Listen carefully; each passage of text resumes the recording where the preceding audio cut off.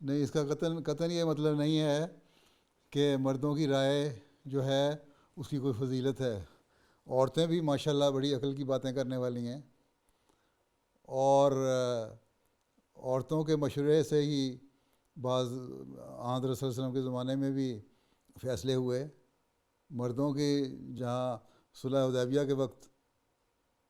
جہاں مردوں کی ساروں کی رائے فیل ہو گئی تھی، ام سلمہ کی رائے تھی جس پہ آن رسول صلی اللہ علیہ وسلم نے عمل کیا،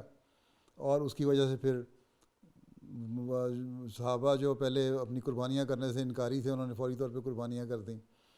تو آن حضرت صلی اللہ علیہ وسلم نے تو عورتوں کی بڑی تعریف کی ہے اور رائے کو سمجھا بھی ہے۔ مثلا ایک موقع پر جب وہاں ایک مجلس میں آن سے بیٹھے ہوئے تھے، ایک صحابیاں آئیں اور انہوں نے کہا کہ مرد تو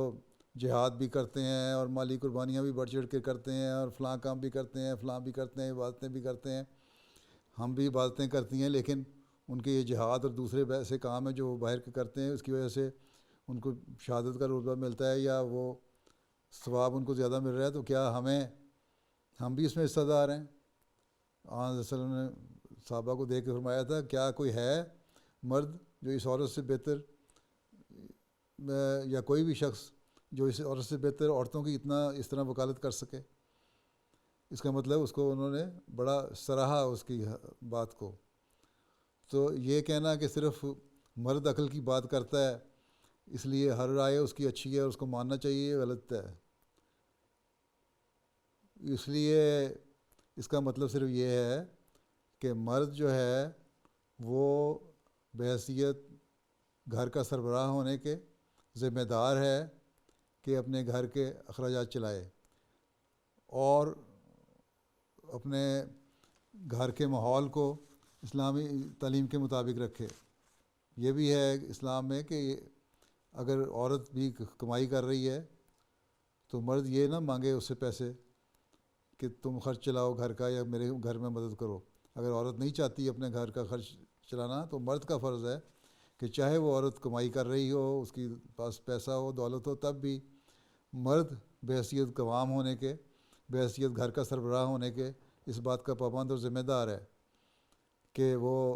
گھر کا خرچ چلائے۔ اور اسی لیے بحیثیت قوام ہونے کے مرد اس بات کا بھی ذمہ دار ہے کہ وہ اپنے گھر کی تربیت کو ایسے ماحول میں رکھے